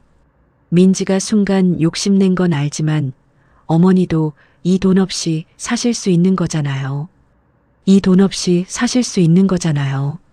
아들은 어머니의 5억 원이 노년의 존엄이 아니라 있어도 그만, 없어도 그만인 여윳돈이라고 단정지었다. 아들에게 어머니의 노후는 스스로 책임져야 하는 짐이었고 그 5억 원은 자신들의 가정 안정을 위해 당연히 가져와야 할 자원처럼 여겨졌다. 복례 여사는 그날 며느리에게 5억 원을 잃었을 때보다 더 큰 절망에 빠졌다. 그녀는 40년간 온 힘을 다해 키웠던 아들을 완전히 잃었다는 것을 깨달았다. 아들에게 가족이라는 이름은 더 이상 어머니를 보호하는 방패가 아니었다. 그것은 돈과 이혼 위협 앞에서 언제든 내려놓을 수 있는 무책임의 도구였다. 그래, 알겠다, 정우야. 내가 내 아내를 선택했고 너는 내 엄마를 버렸구나. 복례 여사의 목소리가 차갑게 가라앉았다. 정우는 어머니의 감정을 노인의 히스테리로 치부하며 자리에서 일어났다. 엄마, 제발 부탁이에요. 이제 와서 이 일로 소란 피우지 마세요. 우리 가정을 위해서라도 그냥 조용히 계시는 게 엄마한테도 좋아요. 정우가 집을 나섰다. 복례 여사는 현관문이 닫히는 소리를 들으며 몸을 떨었다. 그녀는 이 상황에서 법의 도움 없이는 자신의 존엄을 되찾을 수 없다는 것을 깨달았다. 아들의 무책임한 회피와 며느리의 뻔뻔한 탐욕은 그녀를 궁지에 몰아넣었지만 동시에 그녀에게 싸울 명분을 주었다. 그녀는 더 이상 가족을 지켜야 한다는 족쇄를 가질 필요가 없었다. 복례 여사는 다음 날 아침 변호사 정은철에게 연락할 결심을 했다. 그녀는 이제 혼자가 아니었다. 그녀에게는 며느리가 간과했던 계약서 원본이라는 무기가 남아 있었다. 그녀의 노년의 싸움은 이제 감정적인 호소를 넘어 냉정한 법의 심판대로 향할 참이었다. 아들과의 잔인한 대화 끝에 복례 여사는 모든 희망이 무너지는 것을 느꼈다. 그녀는 더 이상 가족에게 호소하거나 기대할 수 없었다. 그녀에게 남은 유일한 길은 법적인 대응이었다. 그녀는 며느리가 비웃었던 것처럼 늙은 노인이 소송이라는 험난한 길을 걸어야 했다. 다음 날 아침 복례 여사는 정은철 변호사 사무실을 찾았다. 낡은 빌딩 4층, 창문으로 겨울 햇살이 비스듬히 들어오는 작은 사무실이었다. 그녀는 손에 땀이 배인 낡은 서류 봉투를 쥐고 있었다. 그 안에는 지훈이의 SNS 캡처 사진, 며느리와의 통화 녹취록 일부, 그리고 5억 원 이체 내역서가 들어 있었다. 정 변호사는 복례 여사의 이야기를 처음부터 끝까지 들었다. 며느리의 눈물극, 아들의 책임 전가, 1,500만 원짜리 명품 가방 소문, 그리고 결정적으로 손주의 국내 시대 입학 사실까지 모든 것을 들은 뒤 정 변호사는 안경을 벗고 한참 동안 말이 없었다. 그의 침묵은 복례 여사의 가슴을 무겁게 짓눌렀다. 복례 여사가 먼저 조심스럽게 입을 열었다. 변호사님, 제가 돈 돌려받을 수 있을까요? 저한테 남은 마지막 돈입니다. 정 변호사는 천천히 고개를 저었다. 그 움직임이 복례 여사의 가슴에 차가운 돌덩이를 던지는 듯했다. 어머님, 솔직히 말씀드릴게요. 쉽지 않습니다. 왜요? 제가 속았잖아요. 명백한 거짓말에 넘어간 거 아닙니까? 복례 여사는 목소리를 높였다. 정 변호사는 씁쓸하게 웃었다. 어머님, 법은 감정이나 선의로 움직이지 않습니다. 법은 증거와 형식을 봅니다. 현재 계좌 이체 기록만 보면 어머님이 자발적으로 5억 원을 며느리 계좌로 송금한 형태입니다. 며느리 입장에서는 어머니가 손주의 학자금 명목으로 증여한 것이라고 주장하면 끝납니다. 증여. 그 단어는 복례 여사의 희망을 꺾는 망치 같았다. 자발적으로 준 돈. 돌려달라고 할 수 없는 돈. 며느리 민지가 자신만만하게 법적으로는 아무 문제 없어요라고 했던 말이 그녀의 귓가에 울렸다. 그럼 방법이 없는 건가요? 저 그냥 당하고 살아야 하는 건가요?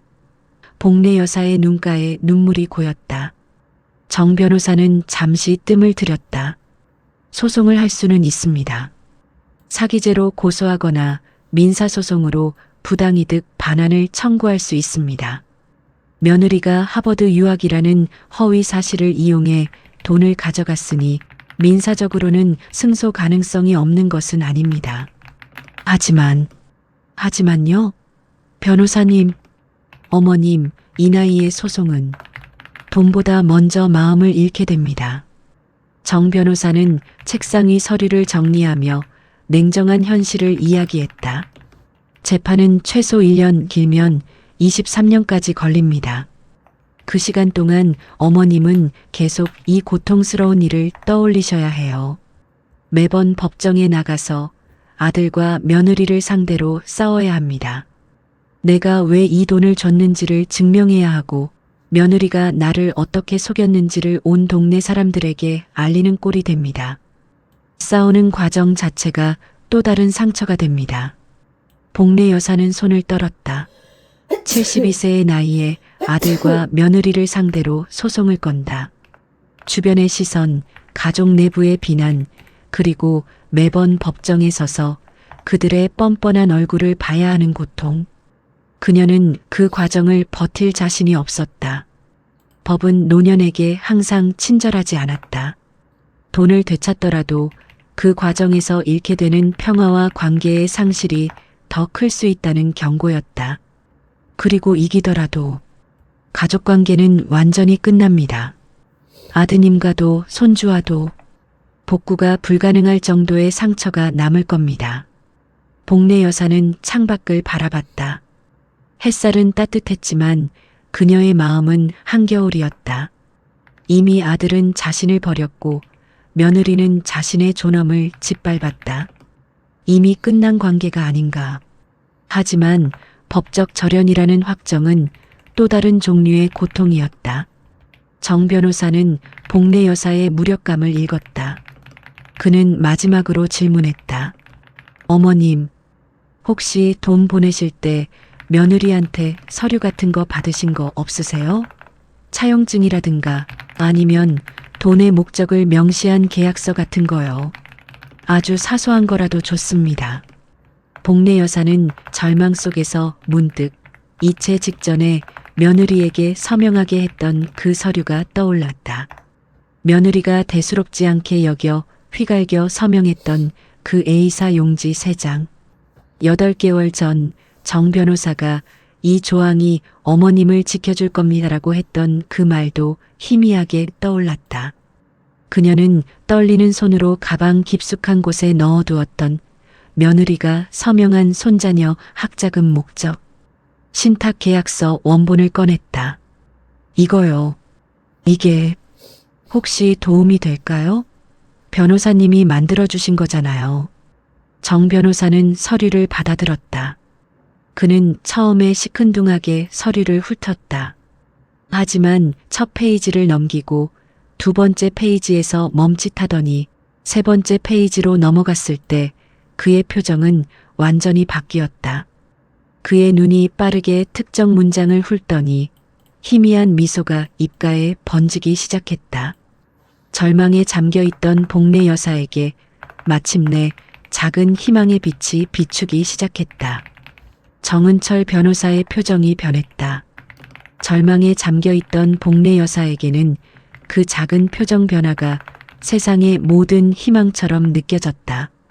정 변호사는 복례 여사가 내민 손자녀 학자금 목적 신탁 계약서를 테이블 위에 펼쳐놓았다. 어머님, 정 변호사가 조심스럽게 복례 여사를 불렀다. 이 조항 기억하세요?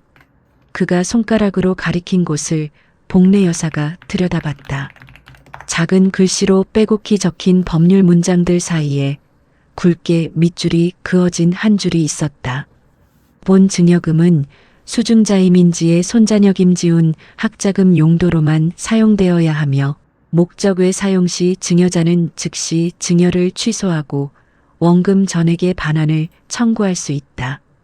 복례 여사는 그 문장을 천천히 읽었다. 8개월 전 정 변호사가 이 조항이 어머님을 지켜줄 거예요 라고 했던 말이 이제야 생생하게 떠올랐다. 당시에는 막연한 불안감에 준비했던 서류였지만 며느리 민지는 5억 원이라는 숫자에 눈이 멀어 이 중요한 조항을 완전히 무시하고 서명했다. 이게 중요한 건가요?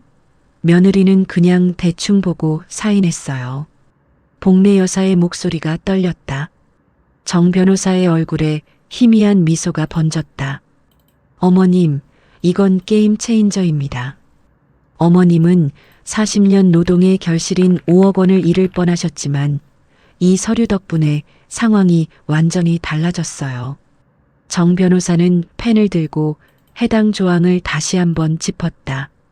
며느리분이 서명했죠? 여기 이민지 서명이 있어요. 날짜도 명확히 적혀 있습니다. 이 서명이 있으면 며느리분은 이 계약 조건에 법적으로 동의한 것입니다. 5억 원은 오직 손주 학자금으로만 써야 하는 부담부 증여의 형태가 됩니다. 복례 여사의 가슴이 두근거렸다. 아까까지만 해도 증여, 소송의 고통 때문에 절망적이었던 이야기가 단 하나의 조항 때문에 빛을 찾은 것 같았다. 며느리분은 어머니를 속여 유학 자금이라 했지만 실제로 손주는 하버드가 아니라 국내 시대에 다니고 있습니다. 유학은 처음부터 없었습니다. 그리고 설상가상으로 며느리는 이 돈으로 명품 가방을 구입했습니다. 이건 명백한 계약 위반이자 증여 목적 외 사용입니다. 정 변호사는 단호하게 말했다. 이 조항에 따르면 어머님은 며느리의 거짓말이나 사기죄 증명에 굳이 매달릴 필요가 없습니다. 단순히 목적 외 사용을 증명하는 것만으로 계약서 제3조에 따라 즉시 증여, 취소 및 원금 전액 반환을 청구할 법적 권리가 생깁니다. 노후 대비는 돈이 아니라 구조였다.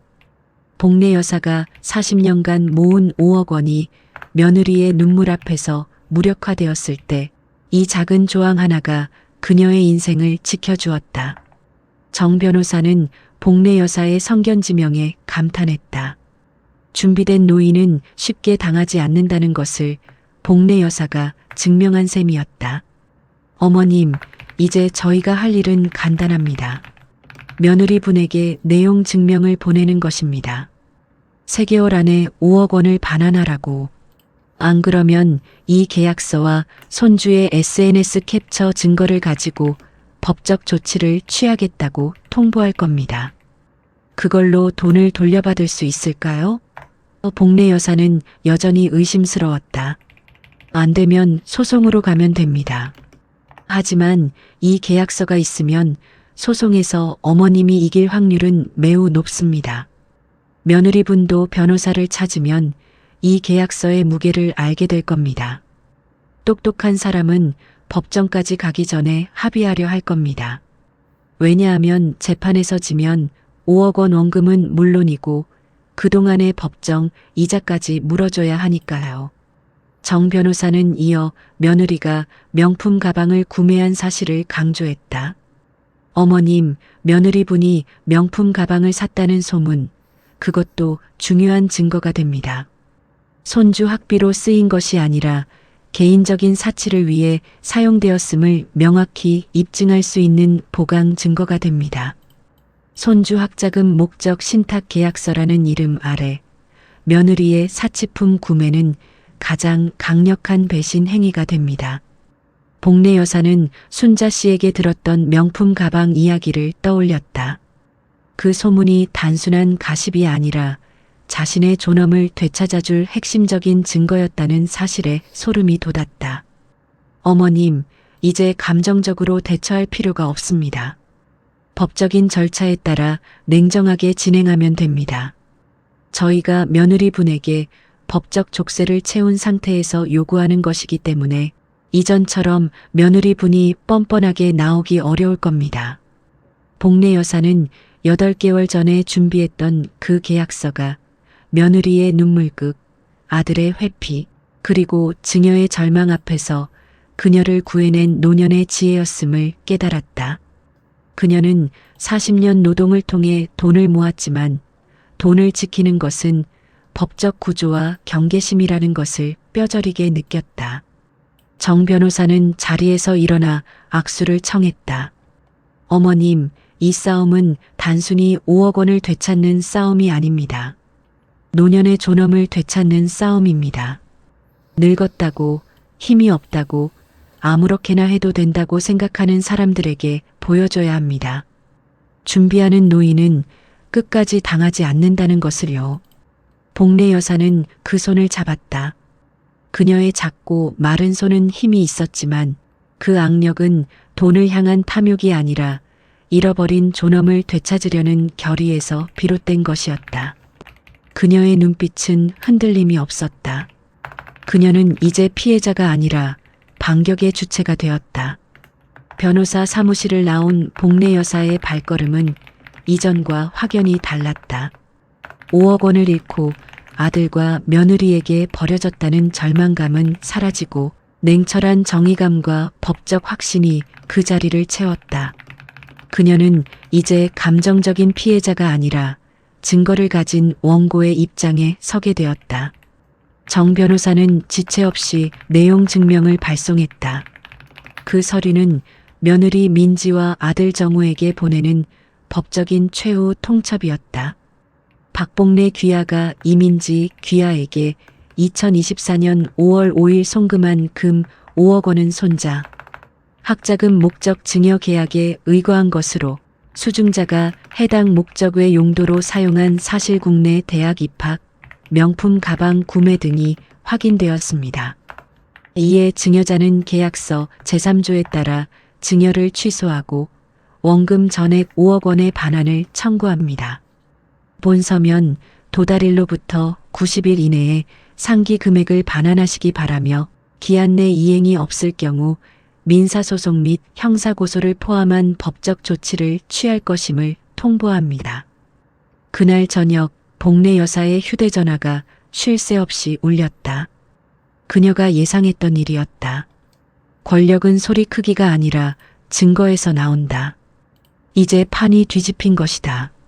먼저 문자가 왔다. 며느리 민지였다. 어머니, 이게 무슨 말도 안 되는 소리예요? 변호사까지 쓰시다니. 통화 좀 해요. 제발이요. 복래 여사는 받지 않았다. 이전에 그녀가 연락 두절의 고독 속에서 보냈던 간절한 문자들과 똑같은 내용이었다. 그녀는 그때 민지가 했던 것처럼 문자를 읽기만 하고 답장하지 않았다.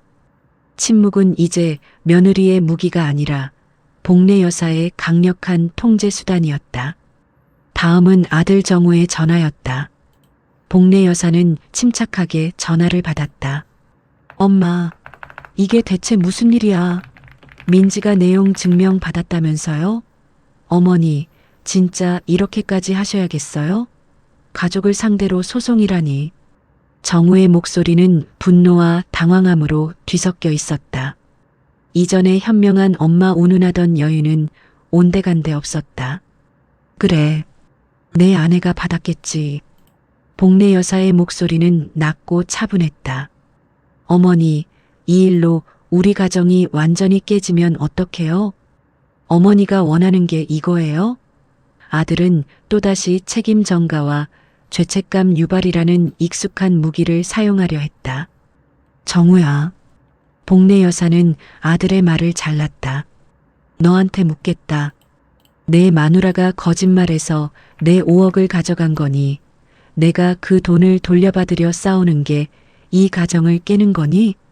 전화기 너머로 길고 깊은 침묵이 흘렀다. 아들은 대답하지 못했다. 내가 대답 안 하는 거 보니까 알겠다. 내 마누라가 잘못한 거. 그런데 왜 잘못한 사람한테 가서 따지지 않고 피해자인 내 엄마한테 와서 소란 피우지 말라는 거야? 넌 아직도 내 엄마가 예민하게 군다고 생각하니? 정우는 더 이상 어머니를 비난할 논리가 없었다. 내용 증명은 단순한 편지가 아니었다. 거기에는 목적 외 사용이라는 결정적인 법적 조항과 함께 형사고소라는 무서운 단어가 적혀 있었다. 저는 그냥 가정이 무너지는 게 싫어서. 정우는 힘없이 중얼거렸다. 이미 무너졌어. 내 아내가 내 존엄을 밟고 명품 가방을 샀을 때 무너졌어. 내가 내 엄마를 예민한 노인으로 몰아갈 때 이미 끝난 거야. 복래 여사는 단호하게 전화를 끊었다. 침묵하던 노인이 준비하면 판을 완전히 뒤집을 수 있었다. 그로부터 사흘 뒤 며느리 민지가 복래 여사의 집을 찾아왔다. 현관문을 열었을 때 민지의 얼굴은 이전의 오만함이나 눈물극 대신 극도의 불안함으로 가득 차 있었다. 화장기 없는 얼굴, 충혈된 눈, 부어있는 얼굴은 며칠 밤을 잠 못 이루고 변호사를 찾아다녔음을 짐작하게 했다. 거실에 마주 앉았다. 민지의 태도는 180도 달라져 있었다. 반말은 사라졌고 목소리는 작고 떨렸다. 어머니, 죄송합니다. 제가 잘못했습니다. 복래 여사는 대답하지 않았다. 그녀는 침묵으로 며느리의 다음 말을 기다렸다. 그때 저도 정신이 없었어요. 지훈이 대학 등록금, 집 대출 이자 빠듯했거든요. 어머니 돈이 들어오니까 그냥 눈이 멀었어요. 명품 가방은 제가 정말 순간적으로 정신이 나갔던 거예요. 후회합니다. 정말로. 민지는 이전에 보여주었던 눈물극이 탐욕을 위한 연기였음을 스스로 입증하는 듯 했다. 복례 여사는 민지의 눈을 똑바로 바라봤다. 진심으로 후회하는지 아니면 법적 압박 때문에 하는 말인지. 민지야. 복례 여사가 마침내 입을 열었다. 그녀의 목소리는 낮았지만 모든 권위를 담고 있었다. 내가 그 계약서 없이 그냥 돈만 줬으면 어땠을 것 같아? 넌 지금처럼 와서 사과했을까? 아니면 계속 익십하고 명절에도 안 오고 내가 뭐라 해도 가족끼리 그러는 거 아니다 그랬을까? 민지의 어깨가 움츠러들었다. 그녀는 대답하지 못했고 눈을 피했다. 그녀의 침묵은 계약서가 없었다면 사과도 없었을 것이라는 냉정한 진실을 인정하는 것이었다. 복례 여사는 최후 통첩을 날렸다. 어머니, 정말 죄송해요. 돈 돌려드릴게요. 시간을 좀 주세요. 변호사님하고 이야기 다 했어요. 90일 안에 마련하겠습니다. 3개월. 내용 증명에 적힌 대로야. 단 하루도 연장 없어. 90일 안에 5억 원을 반환해. 복례 여사는 차갑게 말했다. 그리고 하나 더. 복례 여사가 덧붙였다. 민지가 불안하게 고개를 들었다. 3개월 안에 5억을 돌려주지 않으면 내가 내 아들 정우랑 이혼 소송할 때 증인으로 설 거야.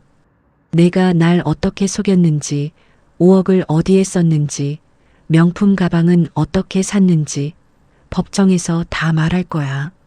내가 정우랑 결혼 생활을 이어갈 수 없게 만들 거야. 민지의 얼굴에서 핏기가 완전히 가셨다.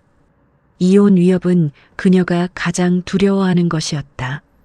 복례 여사는 그녀가 가진 모든 증거와 법적 압박을 총동원하여 권력 관계를 완전히 역전시켰다.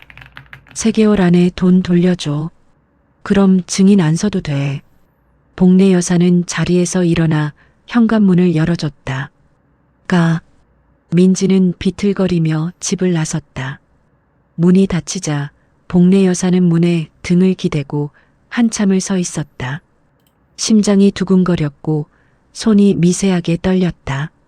하지만 그녀는 후회하지 않았다. 그녀는 침묵하던 노인도 준비하면 자신의 존엄을 위해 싸워 판을 뒤집을 수 있다는 것을 스스로 증명했다. 그날 힘의 방향은 영원히 바뀌었다. 복례 여사의 90일 최종 통첩은 며느리 민지와 아들 정우의 가정에 파국을 불러왔다. 민지가 집으로 돌아간 그날 밤 그녀는 곧장 정우에게 어머니가 내민 계약서의 모든 조항과 만약 돈을 돌려주지 않을 경우 이혼 소송의 증인으로 서겠다는 시어머니의 잔인한 위협을 울부짖으며 털어놓았다. 아들 정우는 비로소 사태의 심각성을 깨달았다. 그는 며느리의 거짓말에 대한 분노와 동시에 자신이 어머니의 등에 모든 책임을 떠넘겼던 무책임함이 부메랑이 되어 돌아왔다는 사실에 극심한 불안을 느꼈다.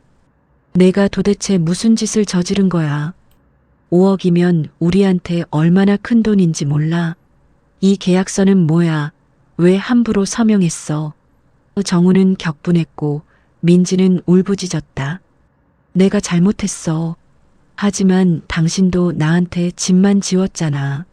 어머니 편만 들고 내 눈물극에 속아서 책임만 나한테 떠넘겼잖아. 그들의 탐욕이 낳은 5억 원은 이제 서로를 비난하고 헐뜯는 독이 되어 두 사람의 관계를 빠르게 해체시켰다. 두 사람은 이혼이라는 법적 절차를 밟기도 전에 이미 정신적으로 완전히 갈라섰다. 며느리 민지는 변호사를 찾아갔지만 돌아온 대답은 절망적이었다. 계약서는 완벽했고 시어머니에게는 증여 취소 및 원금 전액 반환을 청구할 확고한 권리가 있었다. 변호사는 냉정하게 조언했다. 소송까지 가면 5억 원 원금은 물론이고 그동안의 법정 이자까지 물어줘야 합니다. 며느님과 아드님의 모든 사생활이 법정에서 공개될 것입니다. 합의하는 것 외에 다른 방법이 없습니다. 민지는 절망에 빠졌고 90일은 그들에게 5억 원을 마련해야 하는 지옥의 유예 기간이 되었다. 그들의 고통은 처절했다. 5억 원 중 상당 부분이 이미 전셋집 보증금으로 사용되었기에 아들 내외는 가장 먼저 이사를 결정해야 했다. 살던 집을 급하게 처분했고 부동산 경기가 좋지 않은 상황에서 손해를 감수해야 했다. 이사 비용, 위약금, 그리고 새로운 셋집을 구하는 과정에서의 모든 비용이 그들의 남은 자금을 깎아먹었다. 며느리가 자존심처럼 들고 다녔던 1,500만 원짜리 명품 가방은 중고샵에 팔려나가 800만 원. 남짓의 허무한 돈으로 돌아왔다. 가방 하나로 얻었던 잠깐의 사치는 결국 온 가족을 몰락으로 이끈 증거가 되었고 그 대가는 너무나 잔혹했다. 그들은 결국 이전보다 훨씬 좁고 낡고 해가 잘 들지 않는 집으로 쫓겨나듯 이사해야 했다. 그들은 이 끔찍한 상황을 해결하기 위해 사방에 손을 벌렸다. 아들 정우는 자신의 재정 능력으로는 도저히 5억 원을 마련할 수 없음을 깨닫고 어머니에게 버려진 분노를 사귄 채 여기저기 돈을 구하러 다녔다. 민지 역시 친정 부모님에게 매달렸지만 시어머니의 돈을 거짓말로 가로채 사치품을 샀다는 사실에 경악한 친정. 부모님은 우리는 그 돈에 관여할 수 없다. 너희가 알아서 해결하라며 등을 돌렸다. 그들은 사태의 본질, 즉 탐욕과 거짓말이 낳은 결과에 대한 책임에서 벗어날 수 없었다. 이 90일 동안 정우와 민지의 부부관계는 회복 불능 상태에 이르렀다. 그들은 매일 싸웠고 서로에게 너만 아니었으면 너 때문에라는 비난을 퍼부었다. 정우는 어머니에게 버려진 분노를 민지에게 풀었고 민지는 궁지에 몰린 절망감을 정우에게 퍼부었다. 그들의 결혼 생활은 5억 원이라는 돈 앞에서 산산조각 났고 돈의 압박은 가족의 해체를 가져왔다. 이 모든 파국의 중심에서 복례 여사는 철저하게 침묵을 지켰다. 아들 정우가 전화를 걸어 엄마 제발 한 번만 봐줘. 민지랑 이혼하게 생겼어라고. 하소연할 때도 복례 여사는 오직 한마디만 했다. 정 변호사에게 이야기해라. 나는 90일만 기다린다. 이 노인의 침묵은 아들 내외에게 가장 무서운 심판이었다. 따뜻한 위로와 정을 나누던 어머니는 사라지고 오직 시간이라는 재판관과 법적 계약서라는 심판봉을 가진 냉정한 존재만 남아 있었다. 복례 여사는 나는 너희와 관계를 회복하려는 것이 아니라 정의를 회복하려는 것이다라는 메시지를 침묵으로 전달했다. 90일째 되는 날, 복례 여사는 종일 초조했다. 돈이 들어오지 않을 경우 다시 소송이라는 험난한 길을 걸어야 했기 때문이다. 약속된 시간이 저물어가는 오후 5시 50분, 복례 여사의 스마트폰이 띵동 소리와 함께 이체 알림을 띄웠다. 김정우 님에게 5억 원 입금. 복례 여사는 순간 온몸에 피가 식는 듯한 감각을 느꼈다. 5억 원. 그녀의 존엄을 지켜줄 돈이 마침내 돌아온 것이다.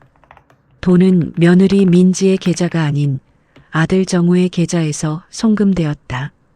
이는 90일간의 처절한 고통 속에서 결국 정우가 자신의 무능력함과 책임감을 인정하고 모든 것을 정리했음을 의미했다.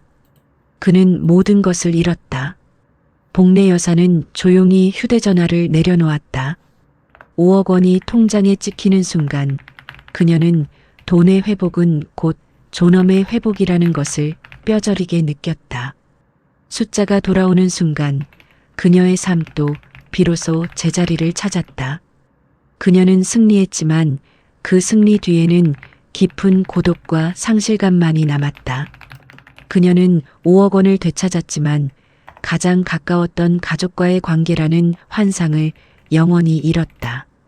이 돈은 이제 그녀에게 노년의 존엄 그 자체였으며 다시는 누구에게도 내주어서는 안 될 생명의 방패가 되었다. 통장에 5억 원이 다시 찍혔을 때 복례 여사의 마음은 기쁨보다는 냉정한 안도감에 가까웠다. 숫자가 돌아오는 순간 그녀의 삶은 비로소 제자리를 찾았다.